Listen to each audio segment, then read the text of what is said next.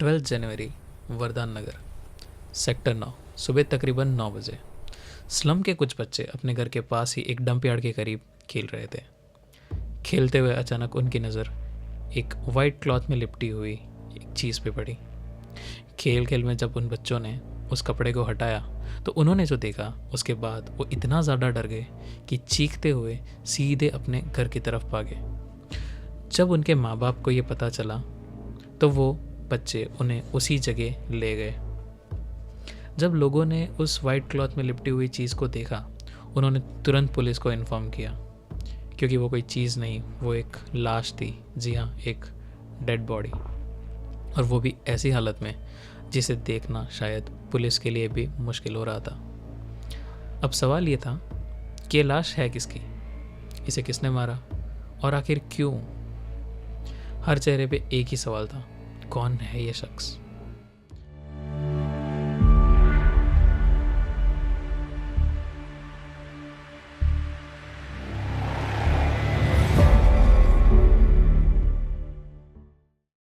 शहर के एक शांत रेजिडेंशियल एरिया, रोज़ ही की तरह आज भी रोड के कॉर्नर पे वो स्वीट शॉप चमक रही थी, बिल्कुल न्यू ईयर के डेकोरेशन की तरह। सजावट की तरह ही शॉप के अंदर रखी स्वीट्स भी पूरी तरह से सजाई गई थी, इतने शाइनी और रंग बिरंगे रैपर्स में जैसे वो रैपर्स खुद स्वीट से ज़्यादा टेम्पटिंग हो। उस दुकान की बाहरी दीवार पूरी तरीके से ग्लास की बनाई हुई थी।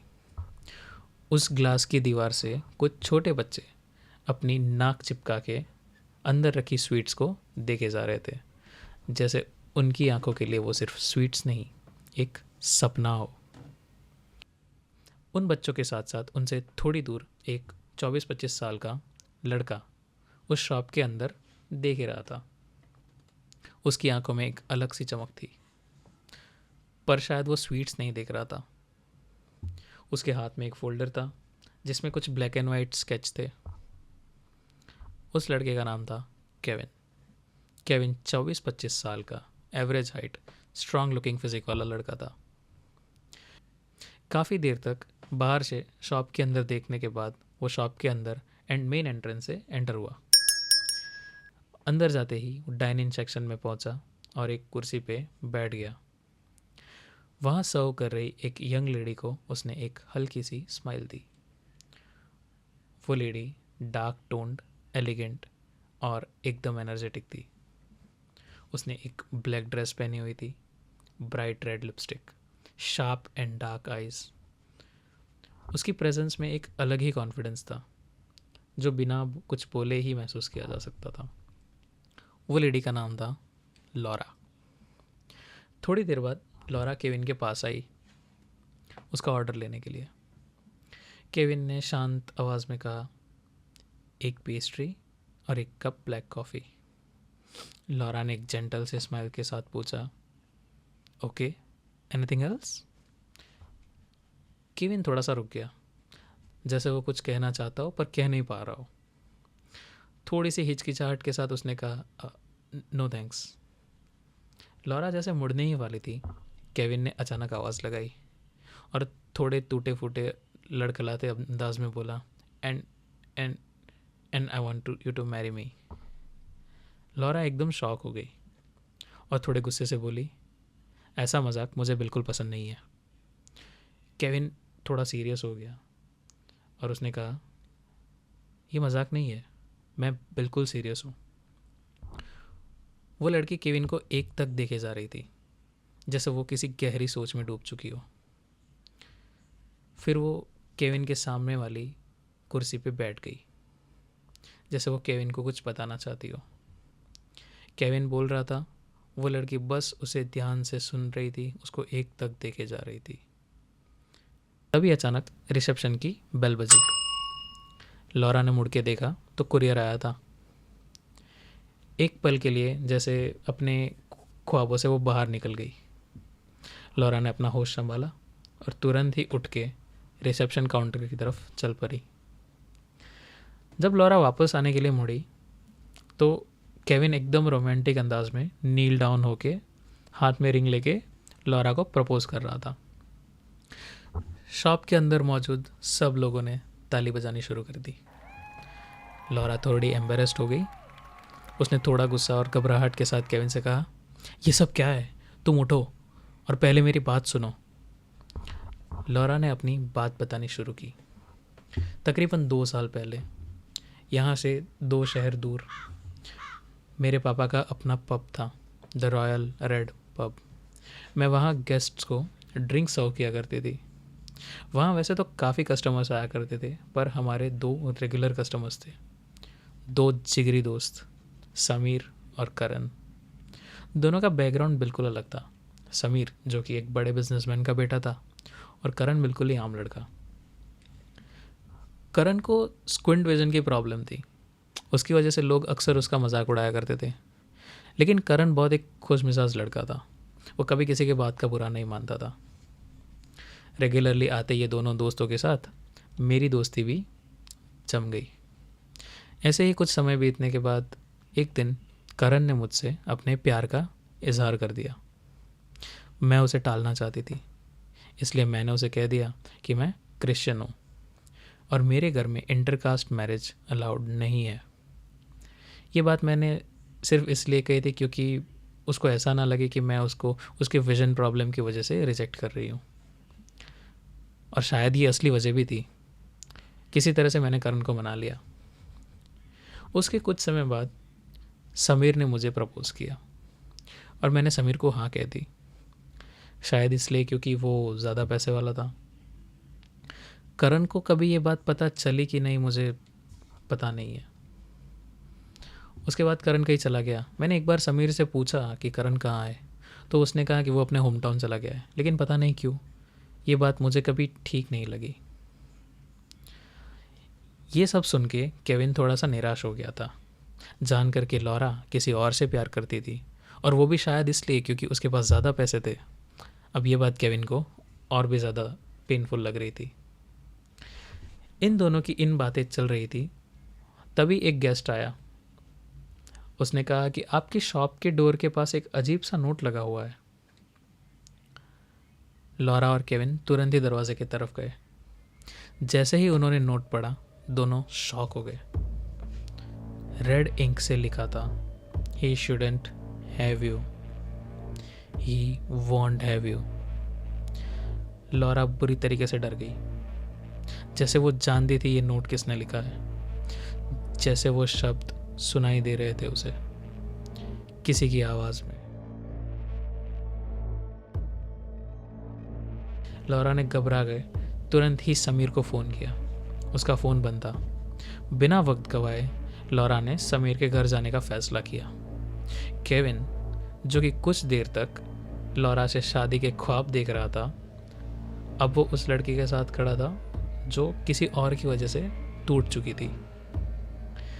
समीर के अपार्टमेंट पहुंचते ही सिक्योरिटी गार्ड्स ने उन्हें रोक लिया। उन्होंने उन दोनों को बताया, सिक्योरिटी ने उन दोनों को बताया कि समीर को पिछले 2 दिन से घर से बाहर जाते हुए नहीं देखा है। जब उन लोगों ने पार्किंग लॉट में चेक किया, समीर की गाड़ी वहीं खड़ी थी। घर का दरवाज़ा बंद था, डोर पर कोई भी टेम्परिंग के निशान नहीं थे। केविन ने और गार्ड्स ने मिलकर दरवाज़ा तोड़ दिया।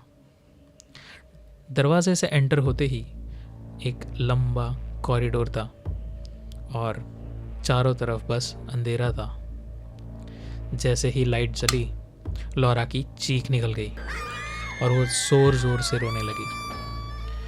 पूरे घर में चारों तरफ खून ही खून था, जैसे किसी ने खून की होली खेली हो। सिक्योरिटी गार्ड ने तुरंत ही पुलिस को कॉल किया। केविन ने घर के अंदर एक खौफनाक साइको माइंडसेट का महसूस किया। घर में लगी सारी समीर की फोटोज से उसकी आंखें मिटा दी गई थी, और तब केविन ने कुछ ऐसा देखा जिससे उसकी रूह कांप गई। उसकी आंखों के सामने एक ऐसा मंजर था जिसे वो शायद कभी नहीं भुला पाएगा।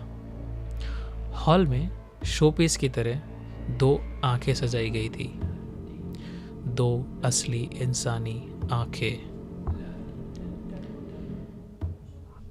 केविन एक्चुअली एक प्राइवेट इन्वेस्टिगेटर था। लोकल पुलिस काफ़ी केसेस में इन्वेस्टिगेशन के लिए केविन को अप्रोच करती थी। पुलिस के आते ही केविन ने अपनी सारी ऑब्जर्वेशंस पुलिस को बताई। पूरे घर में फैला हुआ खून, फोटोज से मिटाई गई आंखें, रियल आंखें जिसे डेकोरेशन की तरह रखा गया था, इन सब चीज़ों का इशारा एक ही तरफ था।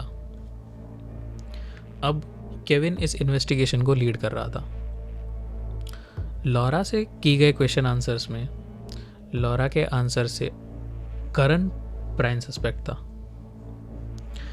केविन ने सिक्योरिटी गार्ड से लास्ट वीक में अपार्टमेंट के अंदर एंटर हुए सारे लोगों की जानकारी मांगी, लेकिन सिक्योरिटी गार्ड्स हमेशा एक ही चीज़ कहते थे कि गेट से कोई अंदर या बाहर नहीं गया है। एरिया के पुलिस को अलर्ट दिया जाता है, करण और समीर दोनों के डिस्क्रिप्शन दिए जाते हैं। अब सबसे बड़ा सवाल ये था कि अगर यहाँ पे मर्डर हुआ है तो लाश कहाँ है? अगर लाश बाहर ले जाई गई है तो किसी ने कुछ देखा कैसे नहीं? कुछ समय बाद एक पड़ोस के शहर की पुलिस का लोकल पुलिस को कॉल आता है और वो पुलिस उसे इन्फॉर्म करती है कि पास ही के शहर के डंपयार्ड के पास एक वाइट क्लॉथ में लिपटी हुई डेड बॉडी मिली है। बॉडी समीर के डिस्क्रिप्शन से मैच करती थी। 20 बार उसे स्टैब किया गया था गले पे, 5 बार दिल पे, और उसमें से एक बार इतनी ज़ोर से इतना डीप स्टैब था कि मर्डर वेपन का टुकड़ा वहीं टूट के हटक गया था। और सबसे खौफनाक बात, उसकी आंखें निकाली जा चुकी थी। पोस्टमार्टम रिपोर्ट के मुताबिक जब उसकी आंखें निकाली गई तब विक्टिम जिंदा था, अपने पूरे होशो हवास में। क्लियरली जो भी मर्डर था वो समीर से बहुत बहुत ज़्यादा नफरत करता था। उस शहर की पुलिस केविन को क्राइम सीन पे ले जाती है। तो केविन जब उस जगह पे इन्वेस्टिगेशन के लिए जाता है जहाँ बॉडी मिली थी, क्राइम सीन पूरी तरीके से कंटेमिनेट हो चुका है, लेकिन एक छोटा सा टुकड़ा जो अभी भी वहाँ पे रह गया था, और वही टुकड़ा इस पूरे केस को सॉल्व करने की सबसे बड़ी की बनने वाला था।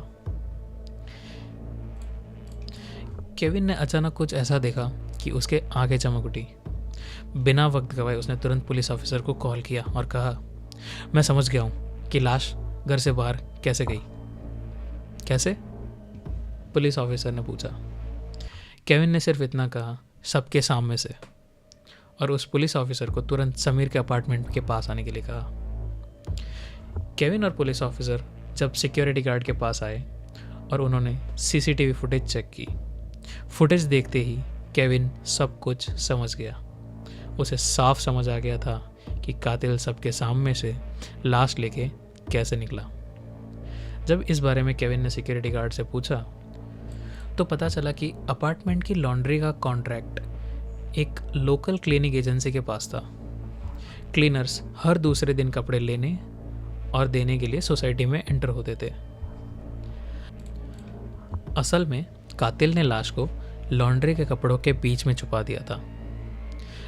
कपड़ों से भरी ट्रॉली का सोसाइटी के अंदर और बाहर जाना बहुत ही नॉर्मल बात थी, इसलिए जब कातिल कपड़ों से भरी ट्रॉली के बीच लाश लेके निकला तो किसी ने भी उसके ऊपर ध्यान नहीं दिया।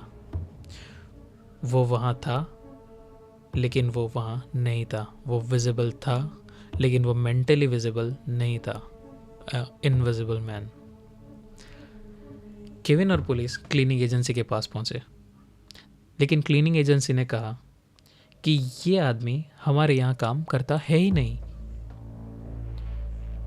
और बहुत पूछने के बाद भी जब क्लीनिंग एजेंसी ने यही कहा कि ये इंसान उनके यहाँ काम करता है ही नहीं, अब ये केविन के लिए डेड एंड था, क्योंकि एजेंसी ही एक इकलौता रास्ता थी जिससे वो उस कातिल तक पहुंच सकते थे। केविन जब पूरा केस रीस्टडी कर रहा था, वापस से एनालाइज कर रहा था, तो उसके दिमाग में एक अजीब सवाल आता है कि अगर कातिल के पास इतना परफेक्ट मौका था कि लाश को डंप यार्ड में छुपा दे, जहां वो शायद कभी किसी को ना मिलती। तो उसने लाश दीवार के पास क्यों छोड़ी? पुलिस ऑफिसर ने कहा, शायद किसी ने उसे देख लिया हो। केविन ने पूछा, अगर किसी ने देखा होता तो पहले कंप्लेंट क्यों नहीं हुई? बच्चों को वो डेड बॉडी मिलने के बाद कंप्लेंट क्यों हुई? केविन ने सीसीटीवी फुटेज दोबारा देखी और उसको एक पैटर्न स्ट्राइक हुआ। उसने तुरंत लॉरा को कॉल किया और उसे शॉप पर आने को कहा। लॉरा आई। केविन ने कहा, उस दिन की सीसीटीवी फुटेज चलाओ जिस दिन मैंने तुम्हें प्रपोज किया था। फुटेज चलाई गई। केविन ने देखा वही पैटर्न, वही बिहेवियर, वही functional neurological disorder. Police officer और लॉरा कुछ समझ नहीं पा रहे थे। केविन सीसीटीवी फुटेज लेके समीर के अपार्टमेंट पहुंचा। उसने समीर के अपार्टमेंट वाली सीसीटीवी फुटेज चलाई और जब दोनों फुटेज को साइड बाय साइड देखा गया तब सब हैरान रह गए। हेलो मिस्टर कबीर भटनागर, या फिर मैं कहूँ करण भटनागर। हैरान करने वाले तरीके से करण ने सब कुछ एक्सेप्ट कर लिया, बिल्कुल एक कोल्ड ब्लडेड किलर की तरह। असल में जब करण को पता चला कि लॉरा समीर के साथ है तो उसके और समीर के बीच में बहस हुई। समीर ने उसे कहा, तू जैसे बेंगे के साथ कौन रहेगा? उस दिन करण ने अपनी बेइज्जती का और अपने प्यार का दोनों का बदला लेने का फैसला कर लिया था। उसने अपनी स्क्विंट विजन का इलाज करवाया और अपने हुलिये को पूरी तरीके से बदल दिया। अब वो कुरियर डिलीवरी का काम करता था, उसी एरिया में जहां लॉरा की शॉप थी और समीर का घर था। वो डिलीवरी के बहाने लॉरा की शॉप में आता। कभी कभार वो समीर को लॉरा के साथ देखता, उसकी नफरत और ज़्यादा बढ़ जाती। सबसे पहले करण पोस्टमैन बनकर समीर के घर गया। समीर ने दरवाज़ा खोला, करण उसके पीछे अंदर घुसा। सेकंड्स के अंदर मल्टीपल स्टैब्स उसने समीर पे हमला कर दिया। समीर को चीखने का मौका तक नहीं मिला। समीर को जिंदा होते ही उसने उसकी आंखें निकाल दी और फिर दिल पे इतनी बार वार किया जैसे वो समीर के दिल से किसी को निकालना चाहता हो, लॉरा को निकालना चाहता हो। अब उसे इंतज़ार था अगले दिन जब लॉन्ड्री की गाड़ी आने वाली थी। पोस्टमैन की तरह एंटर हुआ करण दूसरे दिन बहुत ही ज़्यादा चालाकी से लॉन्ड्री वाला बन के सबके बीच में से लॉन्ड्री के कपड़ों के बीच लाश लेके वहाँ से निकल जाता है। क्योंकि जब सीसीटीवी फुटेज को ध्यान से देखा गया तब समझ आया कि पोस्टमैन एंटर तो हुआ था लेकिन वो कभी सोसाइटी से बाहर नहीं निकला। क्राइम सीन पे फंसे हुए कपड़े के टुकड़े को जब केविन ने देखा तो उसे याद आया कि उसने वो सेम ब्रांड का कपड़ा समीर के घर पे भी देखा था। इससे वो ये समझ गया कि लाश घर से बाहर आई कैसे थी। असल में करण ने उस लाश को ठिकाने लगाने के लिए उसको जब दीवार से डंपयार्ड में फेंकने की कोशिश की होगी तो वो कर नहीं पाया because of the functional neurological disorder. ये एक ऐसी बीमारी है जिसमें एक्सट्रीम स्ट्रेस सिचुएशंस में इंसान का शरीर का कोई एक हिस्सा काम करना बंद कर देता है। करण के केस में वो उसका हाथ था। एक्सट्रीम स्ट्रेस सिचुएशंस में करण का हाथ काम करना बंद कर देता है और इसी बीच वो कपड़े का टुकड़ा वहाँ दीवार के ऊपर उस तार में फंस गया था। सीसीटीवी फुटेज में जब लाश को ट्रॉली से ले जाया जा रहा था तब कातिल सिर्फ एक ही हाथ से ट्रॉली को पुश कर रहा था, जैसे उसका दूसरा हाथ पैरालाइज्ड हो। क्लीनिंग एजेंसी से जब ये क्वेश्चन किया गया तब उन्होंने ये कंफर्म किया कि उनके पास ऐसा कोई इंसान काम नहीं करता। और इसी बीच केविन को वो प्रपोजल वाले दिन पे शॉप में आया वो कुरियर वाला बंदा याद आता है जो बिल्कुल कुछ इसी तरीके से काम कर रहा था जैसे उसका एक हाथ काम ना कर रहा हो। लॉरा और केविन को इतने नज़दीक देख के शायद उसको इतना ज़्यादा स्ट्रेस हो गया था। उसके बाद उसकी फुटेज से लोकल पुलिस से ज़्यादा टाइम नहीं लगा ये कंफर्म करने में कि ये बंदा कहाँ रहता है। सही में कोई मान भी नहीं सकता था कि इतना ब्रूटल परफेक्टली प्लान्ड मर्डर एक बिल्कुल ही मामूली कुरियर वाला कर सकता है। कबीर या करण की कहानी तो यहीं ख़त्म हो जाती है, लेकिन ऐसे बहुत सारे केसेस हुए हैं जहाँ पे कल्प्रित कोई पेशेवर कातिल नहीं, एक बिल्कुल ही आम इंसान था। आजकल के टाइम में किसके दिमाग में क्या चल रहा है ये समझना ऑलमोस्ट इम्पॉसिबल है। जो इंसान बिल्कुल ही हार्मलेस लगता है वो अपना बदला लेने के लिए किस हद तक जा सकता है इसका कोई अंदाज़ा भी नहीं लगा सकता। ऐसे लोग अक्सर हमारे आसपास ही होते हैं, पर हम उन्हें देख ही नहीं पाते, उन पे ध्यान ही नहीं देते, जैसे कि वो इनविजिबल हो।